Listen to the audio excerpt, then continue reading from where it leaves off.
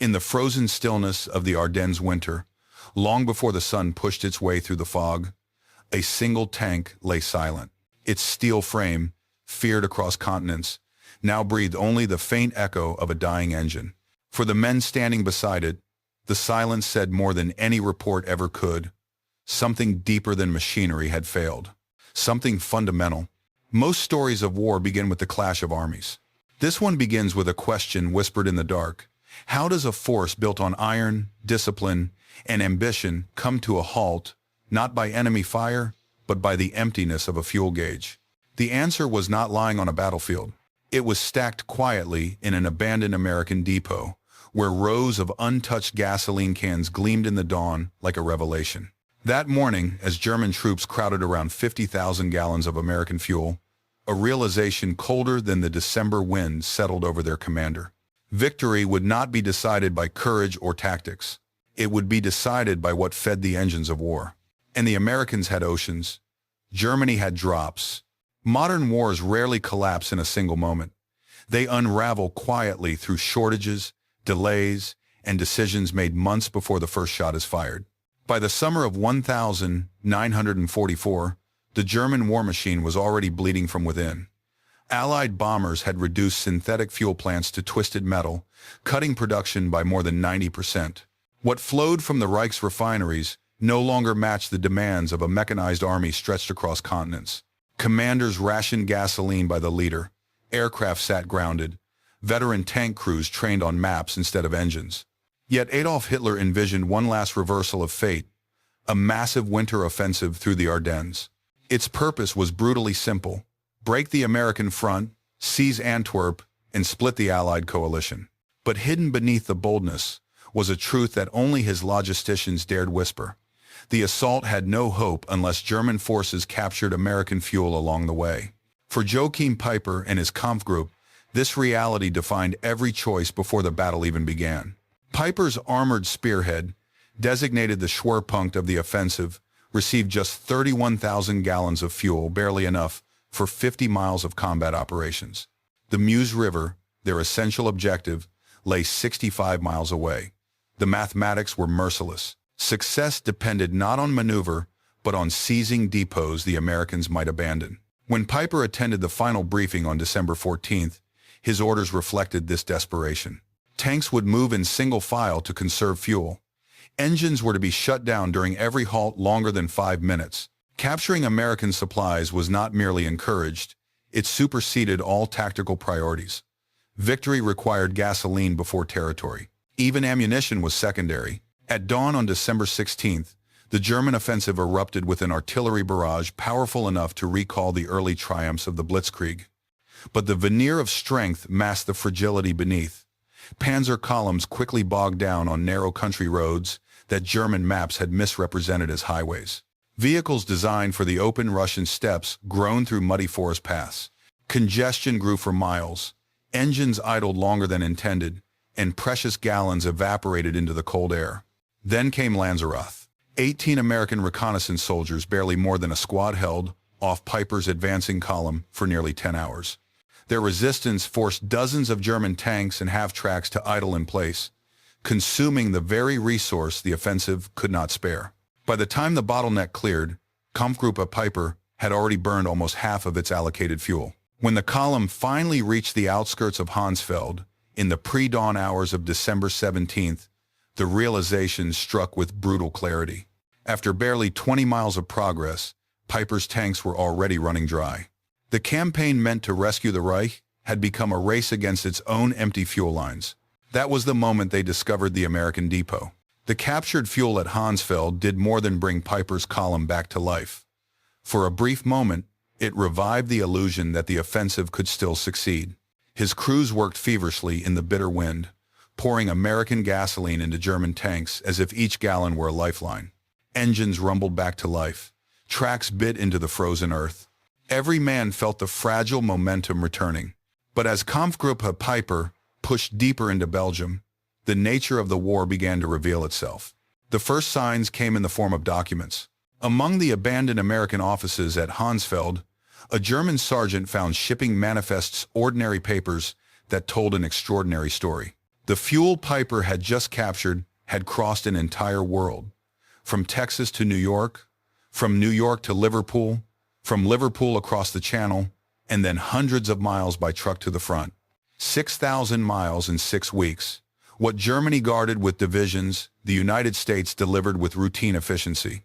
The deeper the column advanced, the sharper the contrast became. At Billingen, they seized more fuel, maps, rations, and ammunition. Yet the maps showed something unsettling. American depots were everywhere. At crossroads, behind ridge lines, near villages and rail stations. The first U.S. Army alone held millions of gallons in reserve. For the Germans, fuel was treasure. For the Americans, it was simply inventory. Still, the offensive pressed on. Tigers and Panthers rolled forward, consuming fuel at brutal rates, 2.5 gallons per mile for the Tigers, 1.5 for the Panthers. The rugged Ardennes terrain increased those numbers by nearly 40%. Each mile was bought with gasoline the Germans did not have. Then came the moment that shattered even the hardiest illusions. As Piper's vanguard approached the vast American depot at Stavelot, over 2 million gallons stacked across 15 acres, they expected another miraculous windfall. Instead, they found American engineers already at work. Under orders to deny the fuel at all costs, the men of the 291st Engineer Combat Battalion laid trails of gasoline between the stacks of jerry cans. White phosphorus grenades were distributed. One spark changed everything. A wall of fire shot into the sky, a roaring column of flame and smoke that could be seen for miles. The inferno consumed the fuel in hours, but its meaning burned far longer. The Americans could afford to destroy more gasoline in an afternoon than the Germans had received for the entire offensive. As the flames reached 1,000 feet, Piper's men understood what the numbers had been trying to tell them for months. The enemy possessed abundance beyond comprehension, and the contrast only grew sharper. The Red Ball Express, 6,000 trucks running night and day, delivered more fuel in a single week than Piper's entire army group would see in a month. Pipelines laid under the English Channel pumped 1 million gallons a day into France. Standardized American vehicles burned fuel efficiently, carried interchangeable parts, and were replaced faster than Germany could repair its own. The summit of the offensive had been reached, but it was not marked by triumph. It was marked by the realization that the German advance was climbing a mountain made of numbers they could never overcome. By December 19th, the illusion of momentum had collapsed. Kampfgruppe Piper was still fighting, still maneuvering, still pushing toward the Meuse, but the fuel gauges told a harsher truth. Each engagement burned more than the column could capture. Each mile forward was borrowed time. Reports from maintenance units grew more desperate. Panthers abandoning the march because their tanks ran dry. Tigers left behind on roadsides like gutted monuments to a fading ambition. At Stoumont, the weight of the crisis became undeniable. German crews fought fiercely, but every maneuver cost gallons they could never replace. Piper consolidated what remained perhaps 8,000 gallons in total. Barely enough for one final attack or a retreat, but not both. He chose to press on, knowing that strategy had long since given way to survival. Meanwhile, the Americans were preparing for January operations with a scale of planning unimaginable to their opponents. Brigadier General Morris Gillen requested 245 million gallons for the coming month. The request was approved without debate. On the same day, US C-47 transports flew hundreds of sorties into the besieged town of Bastogne, delivering more fuel to a single surrounded garrison than Piper's entire formation possessed at its peak. Clear skies on December 23rd sealed the German fate. Allied aircraft took to the air P-47 seconds, B-26 seconds, and fighter bombers, each burning fuel by the hundreds of gallons every hour. One day of air operations consumed more gasoline than Germany had allocated for its entire winter offensive. Bombs fell on roads, bridges, and supply lines, turning the German advance into a patchwork of isolated pockets. That night, Piper faced a decision that no commander wants to make. With the encirclement tightening around La Glaise, the last drops of fuel were pooled into a handful of vehicles. The remaining tanks, half-tracks, and trucks machines, worth fortunes in steel and manpower, were drained dry. Crews smashed radios, set demolition charges, and prepared to abandon the armored beasts they had spent years mastering. The next hours unfolded in a quiet, more haunting than battle. Men who had once charged across continents now slipped through forests on foot, carrying only what they could. Behind them, 39 tanks, 70 half-tracks, and 177 vehicles sat waiting for destruction.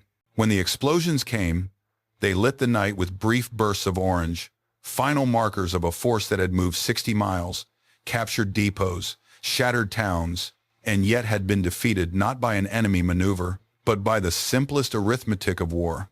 Of the 5,000 men who began the operation with Kampfgruppe Piper, roughly 770 would return. The Ardennes had taken its toll in lives and steel, but its most devastating blow was conceptual. The battle revealed, with unflinching clarity, the boundary between courage and capability. German troops had fought with determination. Their tanks had proven formidable. Their commanders had been experienced. But none of that mattered once the fuel was gone. For the first time, it became undeniable. Modern war was no longer a contest of will. It was a contest of supply. From the American perspective, the Battle of the Bulge was not merely a test of courage. It was a test of a logistical system built across oceans, continents, and industrial landscapes. While German commanders rationed fuel by the liter, American planners discussed gasoline in millions of gallons, numbers so large that their adversaries could scarcely comprehend them. Within U.S. headquarters, officers monitored supply flows with clinical precision. Colonel James Snyder recorded daily fuel receipts and expenditures, noting net gains even during heavy combat. To the Americans, fuel was not a luxury. It was an expectation produced in quantities unmatched by any other nation on Earth. The East Texas oil fields alone pumped more petroleum than all of German-occupied Europe combined. This abundance shaped world opinion. Observers across Allied nations saw the Ardennes as proof that industrial democracy could outproduce authoritarian militarism. Britain, still recovering from years of rationing and bombings, marveled at the endless convoys rolling off American ships. The Soviet Union understood the message as well.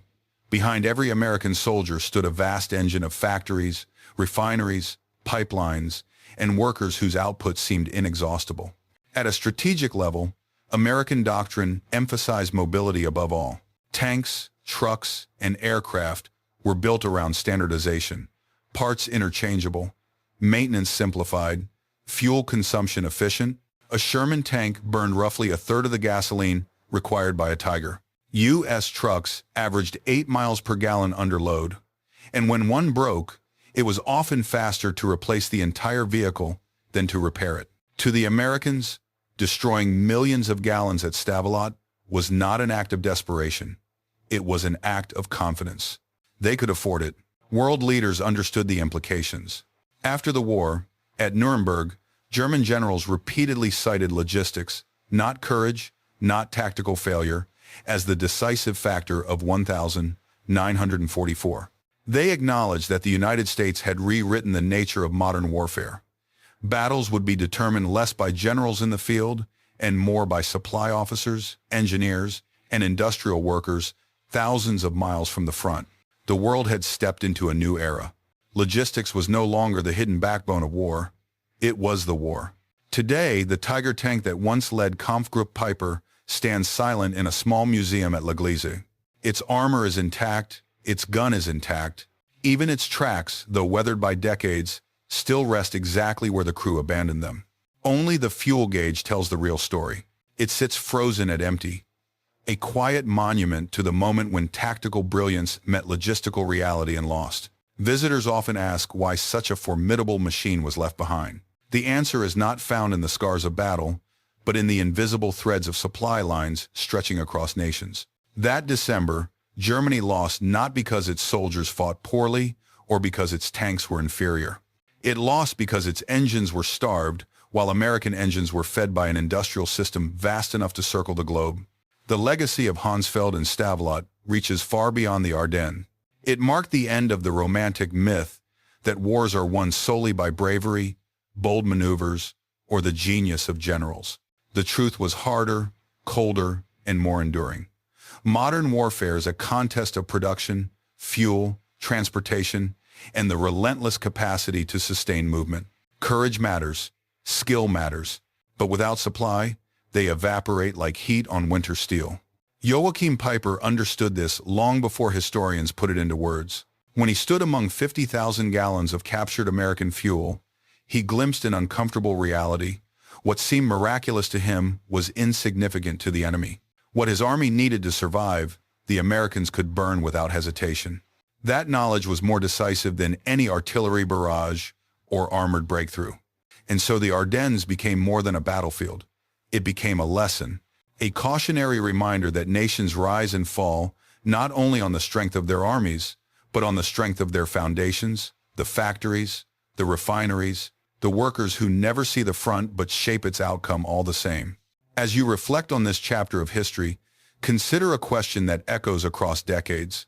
In a world where technology and supply lines grow ever more complex, can any nation win a modern war without mastering the logistics behind it? If stories like this help you appreciate the hidden forces that shape our world, feel free to share your thoughts below and join us for the next journey into the depths of military history.